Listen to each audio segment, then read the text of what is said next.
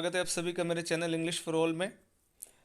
आज दोस्तों अपन फोनेटिक्स के बारे में पढ़ेंगे। बहुत इंपॉर्टेंट टॉपिक है ये। रीड की फोर्थ यूनिट भी है, सेकंड ग्रेड में भी ये आता है, फर्स्ट ग्रेड में भी ये टॉपिक आता है। और many students face difficulty in this topic. बहुत सारे बच्चों को परेशानी आती है इस टॉपिक में।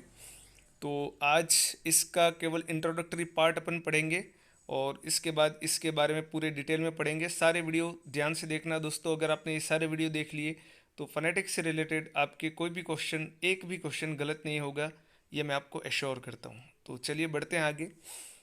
दोस्तों अक्सर लोग कन्फ्यूजन ये रहता है कि अपन फोनेटिक्स के नाम से ही घबरा जाते हैं, लेकिन ये बहुत इजी टॉपिक है, बहुत सिंपल टॉपिक है। आपको कहीं भी घबराने की ज़रूरत नहीं है। तो सबसे पहले दोस्तों अपन ये देखते हैं कि what is phonetics. Actually phonetics होता क्या है। तो इस शब्द को पढ़ने से पहले मैं आपको कुछ और इसके सिमिलर वर्ड्स मैं आपको बताता हूँ। देखिए, ये शब्द है अपना फोनेटिक्स। ओके, इसी तरह से आपने ये शब्द सुना होगा फिजिक्स, आपने ये शब्द सुना होगा ड्रामेटिक्स, और ऐसा ही एक सिमिलर शब्द सुना होगा आपने मैथमेटिक्स। अब इन चारों शब्दों में, फोनेटिक्स में, फिजिक्स में, ड्रामेटिक्स में और मैथमेटिक्स में, आपने एक सिमिलरिटी देखी होगी कि इन सब के पीछे एक सफिक्स लगा हुआ है, ICS। ठीक है ना। फिजिक्स के पीछे भी ICS लगा हुआ है, ड्रामेटिक्स के पीछे ICS लगा हुआ है, मैथमेटिक्स के पीछे ICS लगा हुआ है। In the same way phonetics के पीछे भी ICS लगा हुआ है। अगर आप डिक्शनरी में इसको सर्च करोगे तो आपको पता चलेगा कि ICS जो है, जिन शब्दों के पीछे लगता है वो कहीं ना कहीं साइंस को इंडिकेट करता है, विज्ञान को इंडिकेट करता है। जैसे कि फिजिक्स है, तो फिजिक्स में आपने देखा होगा कि फिजिक्स भी एक प्रकार से साइंस है जो फोर्स और इन सारी चीज़ों का अध्ययन करता है, स्टडी करता है। ड्रामेटिक्स है, अपने आप में ये भी एक साइंस है। मैथमेटिक्स है, वो आंकड़ों का अध्ययन करती है। इसी तरह से फोनेटिक्स भी एक साइंस है। ठीक है ना। फोनेटिक्स भी क्या है? It is also a kind of science. तो आपने देखा यहाँ पर भी फनेटिक शब्द जो बना हुआ है वो दो शब्दों से मिलके बना है, फनेट और लास्ट में आप देखिएगा ICS। ठीक है। तो फनेटिक्स भी एक प्रकार से अपन ये कहेंगे कि एक साइंस है। फनेटिक्स क्या है? एक प्रकार से एक साइंस है। और साइंस कैसी? अब साइंस किसको कहते हैं अपन? साइंस का अर्थ होता है सिस्टमेटिक स्टडी ऑफ समथिंग। विज्ञान क्या करता है? किसी भी चीज़ का विधिवत अध्ययन करता है। फिजिक्स है तो उसमें कुछ अलग चीज़ों का अध्ययन किया जाएगा। ड्रामेटिक्स है तो उसमें कुछ अलग चीज़ों का अध्ययन किया जाएगा। मैथमेटिक्स है तो उसमें कुछ अलग चीज़ों का अध्ययन किया जाएगा। In the same way phonetics में भी क्या किया जाएगा? फोनेटिक्स भी एक प्रकार से साइंस है जिसमें सिस्टमेटिक स्टडी की जाती है। लेकिन वो सिस्टमेटिक स्टडी किसकी होती है? फनीम की। ये जो फनेट शब्द जो आप यहाँ पर देख रहे हैं, ICS, तो मैं आपको कहूँगा ICS रेफर्स टू साइंस। तो फनेट जो शब्द है वो एक्चुअली वास्तव में बना है शब्द फनीम से। किससे बना है? फनीम से। तो फनेटिक्स की अगर अपन डेफिनेशन दें तो अपन क्या कहेंगे? What is phonetics? तो phonetics is a systematic study of phoneme. एक ऐसा विज्ञान है जिसमें किसका अध्ययन किया जाता है? फनीम का अध्ययन किया जाता है। फनीम क्या है ये अपन आगे देखते हैं, लेकिन सबसे पहले आपको ये जानना ज़रूरी है कि फनेटिक्स वास्तव में होता क्या है। तो अपन ये कहेंगे कि फनेटिक्स क्या है? Fanatics is a kind of science. Fanatics एक विज्ञान है। और विज्ञान किसको बोलते हैं? विधिवत जहाँ पर अध्ययन किया जाता है किसी चीज़ का, सिस्टमेटिक स्टडी जहाँ पर होती है उसको अपन साइंस बोलते हैं। और उसके अंदर अलग अलग आपने देखा होगा, फिजिक्स है, ड्रामेटिक्स है, मैथमेटिक्स है, ये सब साइंस है। लेकिन हर जगह किसी अलग चीज़ का अध्ययन किया जाता है। तो जब बात अपन फनेटिक्स की करेंगे तो फनेटिक्स को अपन ये कहेंगे कि phonetic is a systematic study of phoneme. अब फनीम क्या है ये अपन आगे देखते हैं। तो आई होप आपको यहाँ तक तो ये क्लियर हो गया होगा कि फनेटिक्स वास्तव में होता क्या है। ठीक है, अब बढ़ते हैं अपन आगे। यहाँ तो अपन को ये पता चल गया, अपने दिमाग में ये बात आ गई कि अगर अपन फनेटिक्स पढ़ रहे हैं इसका मतलब हम किसको पढ़ रहे हैं? हम फनीम को पढ़ रहे हैं। फनेटिक्स में हम किसी दूसरी चीज़ को नहीं पढ़ेंगे, हम केवल और केवल किसको पढ़ेंगे? फनीम को। अब ये फनीम क्या होता है ये अपन आगे देखते हैं। ओके। अब फनीम को समझाने से पहले मैं आपको बता देता हूँ, हिंदी में इसको अपन बोलते हैं वर्ण। हिंदी में क्या बोलते हैं? इसको वर्ण बोलते हैं। लेकिन मैं समझाता हूँ आपको कि वास्तव में वर्ण भी क्या होता है और फनीम क्या होता है। तो इस फनीम को समझे इसके पहले अपन एक चीज़ और मैं आपको बता देता हूँ कि अपन अभी जो पढ़ रहे हैं वो क्या पढ़ रहे हैं अपन। We are studying English. हम क्या पढ़ रहे हैं? हम इंग्लिश को पढ़ रहे हैं। ओके, ये फनेटिक्स जो भी है अपन ने इसके पहले इडियम्स देखे, फ्रेजेस देखे, कॉनकॉर्ड देखे, सब्जेक्ट वर्ब एग्रीमेंट जो अपन कहते हैं वो देखा। तो सब अपन ने क्या देखा? अपन वहां पर क्या देख रहे हैं? हम किसको पढ़ रहे हैं वहां पर? We are studying English. तो इस फनीम को समझने से पहले मैं इसका हल्का सा आपको एक बैकग्राउंड बताऊंगा दोस्तों, तो ही आपको ये समझ में आएगा। तो हम किस चीज़ को पढ़ रहे हैं? We are studying English. अब आपको किसी ने क्वेश्चन पूछा कि you are studying English, okay what is English? फिर इंग्लिश है क्या? ठीक है ना, इंग्लिश क्या है? तो आप सिंपल है ये, ठीक है ना, it's a simple word. English क्या है? English is a language. अंग्रेजी क्या है? एक भाषा है। Like Sanskrit, like Gujarati, like Hindi, ठीक है ना, फ्रेंच, मंदारिन, इन सब तरह, इसी तरह से इंग्लिश भी एक तरीके से क्या है? इंग्लिश भी एक तरीके से एक लैंग्वेज है। ठीक है, तो हम जो इंग्लिश पढ़ रहे हैं वो क्या है? We are studying a language. Okay, like Hindi, जैसे हिंदी अपन पढ़ते हैं, ठीक इसी तरह से अपन क्या कर रहे हैं? हम लैंग्वेज को पढ़ रहे हैं। फिर आपको क्वेश्चन पूछा गया, आपने कहा ठीक है भैया इंग्लिश लैंग्वेज है, तो लैंग्वेज क्या है?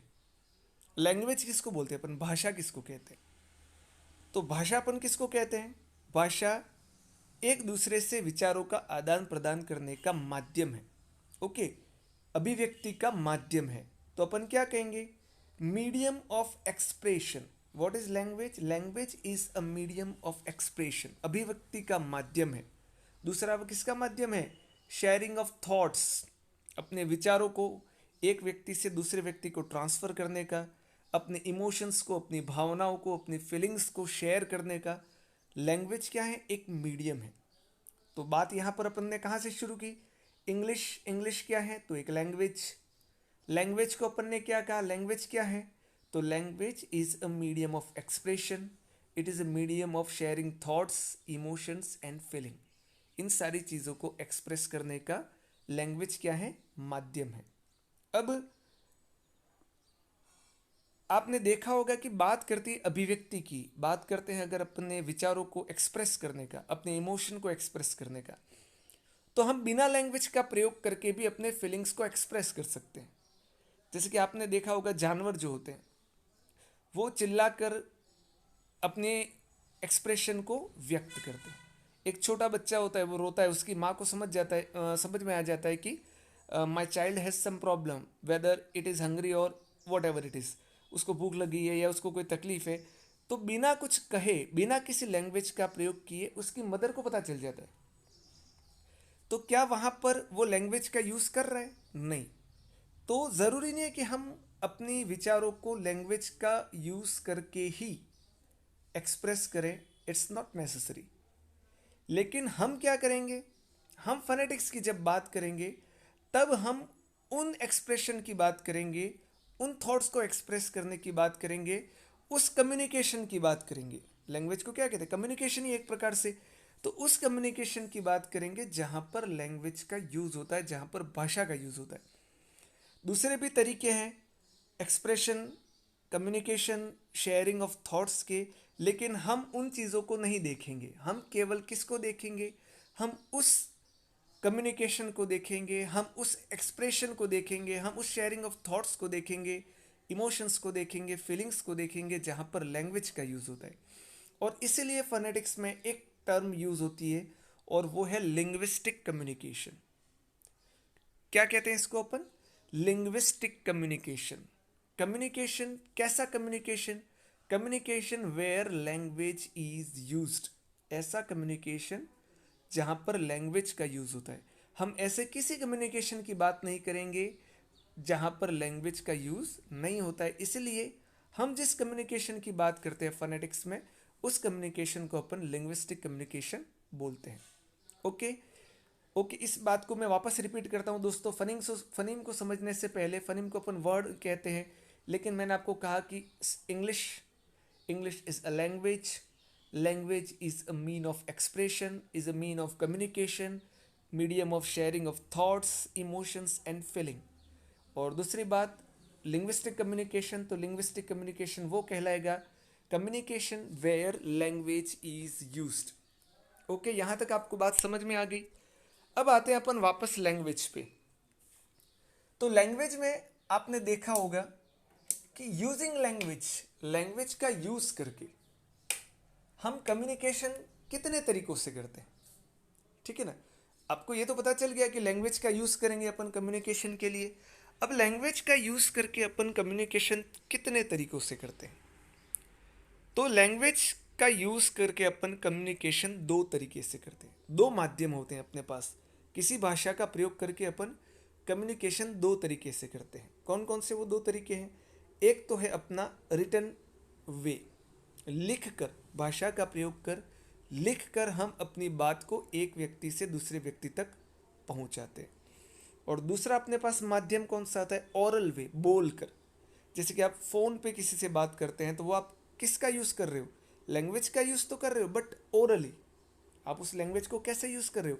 ओरल तरीके से, मौखिक रूप से। आप किसी को लेटर लिख रहे हो, किसी को ईमेल लिख रहे हो, आप क्लास में पढ़ा रहे हो ब्लैक बोर्ड पे, तो वहाँ पर जो आप कम्युनिकेशन कर रहे हो वो किस तरह से कर रहे हो? रिटन फॉर्मेट में। तो लैंग्वेज का यूज़ करके कम्युनिकेशन दो तरीके से होता है, एक रिटन तरीके से और एक ओरल तरीके से। ओके, अब जब आप रिटन फॉर्म ऑफ लैंग्वेज की बात करते हो, जब आप लैंग्वेज के कौन से फॉर्म की बात करते हो? रिटन फॉर्म की, तब अपन किस चीज़ का स्टडी करते हैं? तब अपन ग्रामर की बात करते हैं। आपने कोई सेंटेंस लिखा बोर्ड पे, सामने वाले को अगर कोई उस बात को स्टडी करना चाहता है तो वो किस हिसाब से देखेगा? उसको ग्रामर की दृष्टि से देखेगा, शब्दों की दृष्टि से देखेगा कि इसने स्पेलिंग सही लिखी है नहीं लिखी है, इसने वर्ड्स को प्रॉपर ऑर्डर में लिखा है या नहीं लिखा है, आर्टिकल का प्रयोग इसने किया है नहीं किया है, डिटर्मिनर्स का यूज़ सही किया है या नहीं किया है, प्रीपोजिशंस प्रॉपरली यूज़ किए नहीं किए, उन सारी चीज़ों को अपन स्टडी करते हैं। लेकिन जब आप ओरल फॉर्म ऑफ कम्युनिकेशन की बात करते हो, कौन सी? Oral form. आपने किसी को कुछ कहा और सामने वाले को क्या करना है? सामने वाले को उसको स्टडी करना है, आपने जो कहा उसको। तो वो उस समय वो ग्रामर को नहीं सोचेगा, ग्रामर की बात नहीं करेगा। आप ब्लैक बोर्ड पे एक सेंटेंस लिखोगे, सामने वाला आप में से हो सकता है कोई गलती की है तो तुरंत दो तीन मिस्टेक निकाल देगा। लेकिन जब वही सेंटेंस आप बोलोगे तो सामने वाला ये नहीं कहेगा कि भाई तूने ग्रामेटिकली ये मिस्टेक की। वहाँ पर वो देखेगा कि इसने सेंटेंस को या वर्ड को सही तरीके से बोला है या नहीं बोला है, उसका उच्चारण उसने सही किया है नहीं किया, वो उस चीज़ पे गौर करेगा। तो जब अपन ओरल फॉर्म ऑफ लैंग्वेज की बात करते हैं उस समय अपन किसकी बात करते हैं? उस समय अपन फनेटिक्स की बात करते हैं। उस समय अपन किसकी बात करते हैं? फनेटिक्स। रिटन फॉर्म है तो उस समय अपन बात करते हैं ग्रामर की। अब इसको फर्दर अपन और आगे बढ़ते हैं। जब अपन ग्रामर की बात करते हैं तब अपन वर्ड्स पर जाते हैं, शब्दों पर, ठीक है ना। शब्दों के आधार पर हम किसी चीज़ को एनालिसिस करते हैं। जैसे कि मैंने एक सेंटेंस लिखा, उसमें 4 शब्द हैं, तो जब रिटन फॉर्म की बात होगी तब मैं शब्दों को देखूंगा, भाई इसमें नाउन कौन सा है, प्रोनाउन कौन सा है, सब्जेक्ट वर्ब एग्रीमेंट के अकॉर्डिंग वर्ब कौन सी है, ठीक है, प्रीपोजिशन कौन सा है, मैं वो सारी चीज़ें देखूंगा। और जब मैं ओरल वे की बात करता हूँ, जब मैं फनेटिक्स की बात करता हूँ, तब मैं किसकी बात करूँगा? तब मैं साउंड की बात करूँगा, ध्वनियों की। जैसे कि प्रोनाउंसिएशन, मैंने शब्द बोला तो सामने वाला कहेगा कि आपने ये गलत बोला है। वो ये नहीं देख रहा है, जब मैं बोलूँगा तब ये नहीं कहेगा कि इसकी स्पेलिंग आपने सही बोली कि नहीं बोली। स्पेलिंग तो उसको पता थोड़ी चलेगी, उसको तो मेरा उच्चारण पता चलेगा। तो वहाँ पर वो मेरी स्पेलिंग मिस्टेक नहीं निकालेगा, वो ये कहेगा कि आपने प्रोनाउंसिएशन को प्रोनाउंसिएशन बोला। लेकिन अगर मैंने वो लिखा तो वो तुरंत मेरी गलती निकालेगा कि आपने NOUNCIAS जो भी स्पेलिंग है वो सही लिखी है या नहीं लिखी। वहाँ पर वो शब्दों पर जाएगा। और ओरल वे की जब बात होती है, फनेटिक्स की जब बात होती है, तो वो तब किस पे जाएगा?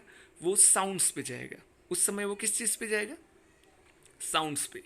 तो दो चीज़ें अपने पास आई, एक तो वर्ड्स आए।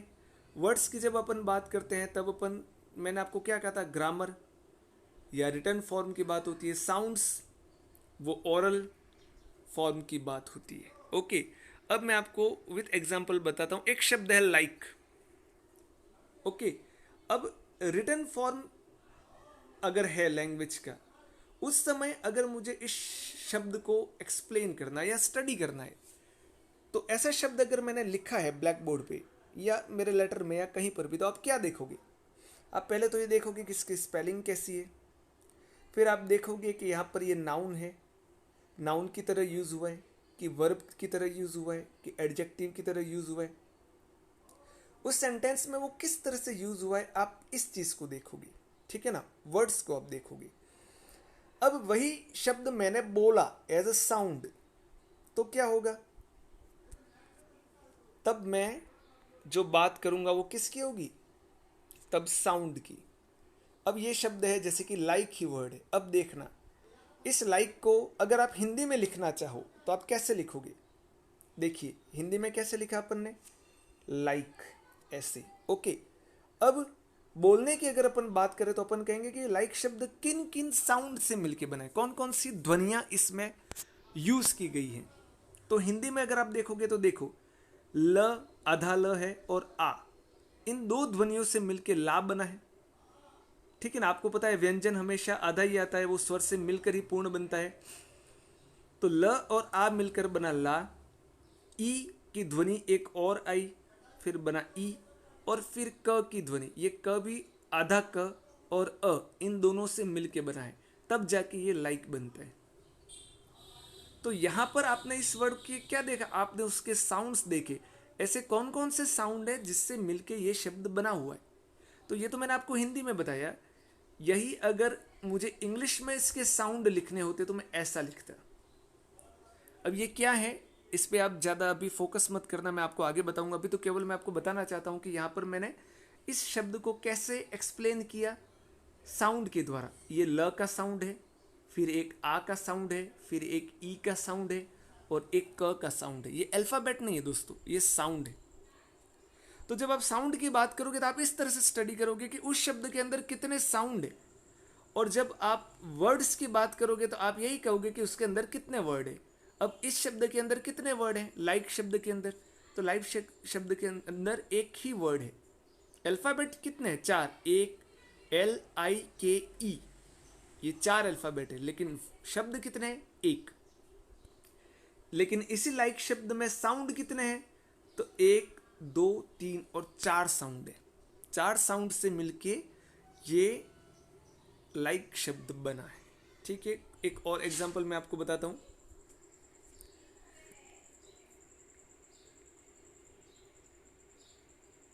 अब इसी शब्द को देखना, लाइक को मैंने एक सफिक्स ऐड कर दिया आगे। क्या ऐड कर दिया मैंने? अन। और लाइक के आगे मैंने सफिक्स ऐड कर दिया, वो वर्ड क्या बन गया? अनलाइक। वो वर्ड क्या बन गया? अनलाइक। अब मेरे को कोई ये पूछे कि भाई इसके अंदर कितने वर्ड हैं, इसके अंदर कितने वर्ड हैं, तो मैं कहूंगा इसके अंदर 2 वर्ड हैं, एक तो अन और एक लाइक। इन दोनों से मिलके ये अनलाइक बना है, जिसमें बेस वर्ड जो है वो लाइक है, अन जो है वो इसका प्रीफिक्स है, उपसर्ग है। लेकिन इसी को अगर मुझे साउंड के अनुसार बताना है किसी को, तो मैं कैसे बताऊंगा इसको? आप यहां पर देखिए, अनलाइक, तो इसमें अ की ध्वनि है पहले, फिर आधा न और अ मिलके न बना, फिर आधा ल और आ मिलके ला बना, फिर ई है, और फिर आधा क और अ मिलके क्या बना? क बना। ओके, तो यहां पर क्या हुआ? इस तरह से इसके अंदर 1, 2, 3, 4, 5 और 6 साउंड मिलके ये अनलाइक शब्द बना। तो मेरे को किसी ने पूछा कि साउंड कितने हैं, तो इसके अंदर 6 साउंड है। अल्फाबेट कितने हैं इस वर्ड के अंदर? तो 1, 2, 3, 4, 5 और 6। कोइंसिडेंटली इसके अंदर भी 6 अल्फाबेट हैं और 6 साउंड भी हैं। ऐसा हमेशा ज़रूरी नहीं है कि इतने ही, जितने अल्फाबेट हो इतने ही साउंड हो। ओके, इसी तरह से आगे अपन एक और शब्द को देखते हैं, लाइकली। अब यहां पर तो मैंने प्रीफिक्स ऐड किया था तो अनलाइक बन गया था। अब मैंने लाइक शब्द के पीछे ly सफिक्स ऐड कर दिया तो ये लाइकली बन गया। एक नया शब्द क्या बना? लाइकली। तो इस लाइकली के अंदर कितने शब्द हैं? 2, एक लाइक है और एक ly, ये दोनों हैं। लेकिन इसी को साउंड के अनुसार अगर मुझे एक्सप्रेस करना है तो आप देखना साउंड के अनुसार मैं कैसे करूँगा, आधा ल और आ मिलके बना ला, फिर ई की ध्वनि आई ई, फिर आधा क और ल और ई, इन सब से मिलके ये क्या बना, लाइकली। तो साउंड कितने हुए, 1 2 3 4 5 6। लाइकली कितने साउंड हुए, 6 साउंड हुए। ये देखना दोस्तों, ये साउंड है, ये इंग्लिश के साउंड है। ये मैं आपको आगे जब अपन वोवेल और कॉन्सोनेंट के स्वर और व्यंजन के बारे में बताऊंगा तब आपको पता चलेगा। अभी मैं केवल आपको वर्ड्स, साउंड्स, मैं तो अभी आपको ये बताना चाहता हूँ कि फनीम क्या होता है, ठीक है ना। तो जब साउंड की बात करते हो तब आप क्या करोगे, वो वर्ड कितने साउंड से मिलके बना है, आप उस चीज़ को वहाँ पर डिस्कस करोगे, ठीक है। तो यहाँ पर अपन दोस्तों 2 शब्द हमारे सामने आते हैं जो फोनेटिक्स के हिसाब से बहुत इंपॉर्टेंट है। वो है एक तो मॉर्फीम वर्ड और एक फनीम। जब आप शब्द को ध्यान रखते हो, आप किसको ध्यान रखते हो, वर्ड्स की जब बात करते हो, तो स्मॉलेस्ट वर्ड जो होता है वो मॉर्फीम कहलाता है। अब यहाँ पर लाइक शब्द है, अब क्या आप इसके और ज़्यादा टुकड़े कर सकते हो जिससे कि ये मीनिंगफुल भाग बन जाए, तो आप नहीं कर सकते। लाइक एक ही है, आप इसको 2 भागों में तोड़ नहीं सकते। तो इसका मतलब यही है कि ये स्मॉलेस्ट यूनिट है, तो अपन कहेंगे कि इसके अंदर कितने मॉर्फीम है, 1। दूसरा शब्द है अनलाइक। अब अनलाइक को आप 2 भागों में बांट सकते हो, अन और लाइक। ध्यान रखना है दोस्तों, स्मॉलेस्ट मीनिंगफुल वर्ड। अब लाइक शब्द क्या, इसका तो कोई अर्थ है, आप यूं कहोगे कि अन का कोई अर्थ क्यों नहीं है, तो अन जो शब्द है वो क्या हुआ, वो प्रीफिक्स है। वो क्या है, वो प्रीफिक्स है। और लाइक जो शब्द है वो क्या है, वो बेस, वो रूट वर्ड है। वो क्या है, वो रूट वर्ड है। लेकिन फिर भी अन लगाने से क्या बन जाता है, ये अपोजिट बन जाता है। इसका मतलब अन का कोई ना कोई मीनिंग है। तो अपन कहेंगे कि यहाँ 2 शब्द हैं, तो 2 शब्द हैं तो इसका मतलब इसके अंदर 2 मॉर्फीम है, एक लाइक और एक अन। इसी तरह से लाइकली, तो लाइकली में भी 2 शब्द हैं, एक लाइक और एक एल वाई, लाइकली। तो इसके अंदर भी कितने हैं, 2 मॉर्फीम है, ठीक है ना। तो मॉर्फीम अपन जब बात करते हैं तो अपन किसकी बात करते हैं, वर्ड्स की। वहां पर अपन साउंड्स के बारे में बात नहीं करेंगे, वर्ड्स की। तो जब भी आपको मॉर्फीम के बारे में देखना है, कोई भी शब्द आया है, तो आपको उसके अंदर पहले तो क्या करना है, रूट वर्ड जो होता है, मेन वर्ड जो होता है, उसको ढूंढना है। फिर उसके अंदर जो भी प्रीफिक्स हैं, सफिक्स हैं, उनको देखना है। कभी कभी क्या होता है, अनलाइक है, इसी तरह से इस शब्द को अनलाइकली अपन ने कर दिया, तो वहां पर 3 शब्द हो गए, अन, लाइक और ली। तो वहां पर फिर वो 3 मॉर्फीम बन जाते हैं। तो मॉर्फीम क्या हुआ, जब आप वर्ड को एनालिसिस करते हो तब अपन जो बात करते हैं वो क्या होती है, मॉर्फीम। जब आप साउंड की बात करते हो तो मॉर्फीम, जैसे कि स्मॉलेस्ट मीनिंगफुल वर्ड, तो मॉर्फीम क्या हुआ, smallest sound of a word, उसको बोलते हैं phoneme. Smallest sound of a word, किसी शब्द का सबसे छोटी सी छोटी ध्वनि।